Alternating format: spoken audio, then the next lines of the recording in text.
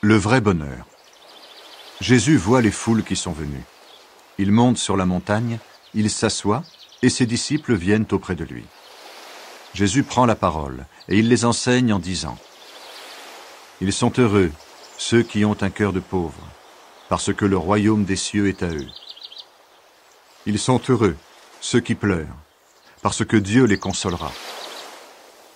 Ils sont heureux, ceux qui sont doux, parce qu'ils recevront la terre comme un don de Dieu.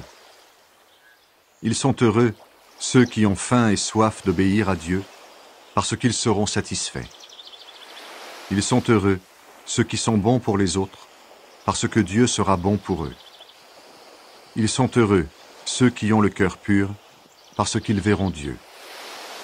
Ils sont heureux, ceux qui font la paix autour d'eux, parce que Dieu les appellera ses fils. Ils sont heureux, ceux qu'on fait souffrir parce qu'ils obéissent à Dieu. Oui, le royaume des cieux est à eux. Vous êtes heureux quand on vous insulte, quand on vous fait souffrir, quand on dit contre vous toutes sortes de mauvaises paroles et de mensonges à cause de moi. Soyez dans la joie, soyez heureux, parce que Dieu vous prépare une grande récompense. En effet, c'est ainsi qu'on a fait souffrir les prophètes qui ont vécu avant vous. Les disciples sont le sel de toute la terre et la lumière du monde. Vous êtes le sel de toute la terre. Mais quand le sel perd son goût, comment lui rendre son bon goût? Il ne sert plus à rien.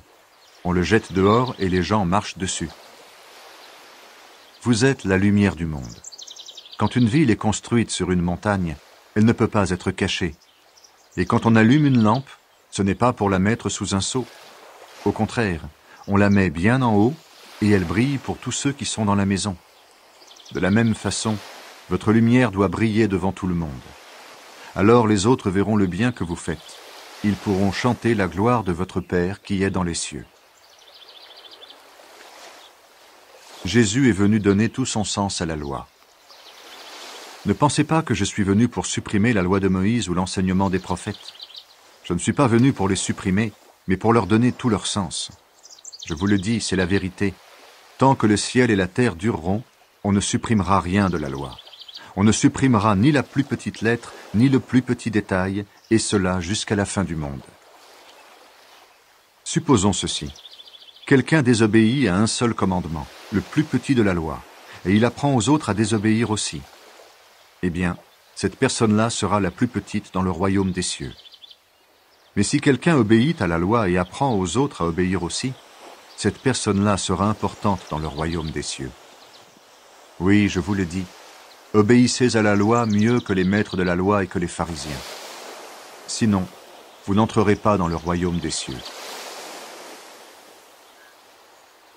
Au sujet de la colère. Vous avez appris qu'on a dit à vos ancêtres, « Tu ne dois tuer personne. Celui qui tue quelqu'un, on l'amènera devant le juge. » Mais moi, je vous dis, si quelqu'un se met en colère contre son frère ou sa sœur, on l'amènera devant le juge. Si quelqu'un dit à son frère ou à sa sœur « imbécile », on l'amènera devant le tribunal.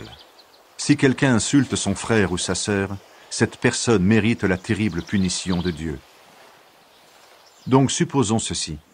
Tu viens présenter ton offrande à Dieu sur l'autel. À ce moment-là, tu te souviens que ton frère ou ta sœur a quelque chose contre toi. Alors, laisse ton offrande à cet endroit, devant l'autel, et va d'abord faire la paix avec ton frère ou ta sœur.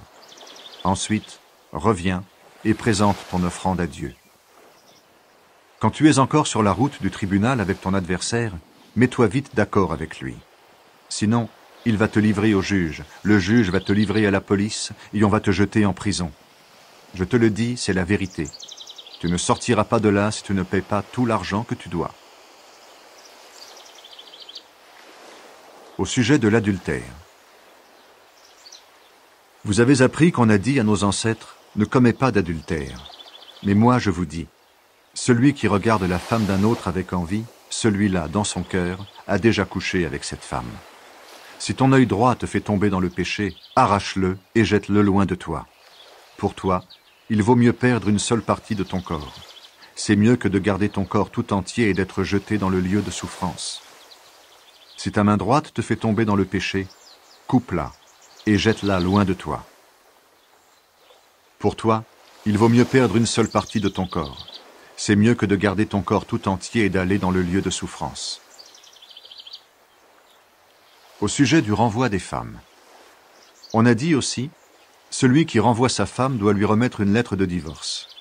Mais moi, je vous dis, un homme ne doit pas renvoyer sa femme, sauf quand le mariage est contraire à la loi. En effet, quand un homme renvoie sa femme, il la pousse à commettre un adultère, parce qu'elle va se remarier.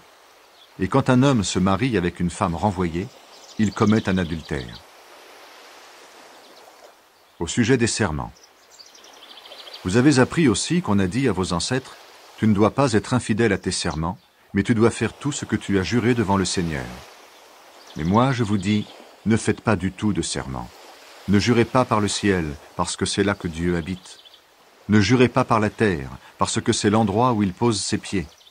Ne jurez pas par Jérusalem, parce que c'est la ville du grand roi. Et ne jure pas par ta tête, parce que tu ne peux pas rendre un seul cheveu de ta tête blanc ou noir. Dites simplement oui ou non. Ce qu'on dit en plus vient de l'esprit du mal. Au sujet de la vengeance. Vous avez appris qu'on a dit « œil pour œil et dent pour dent ».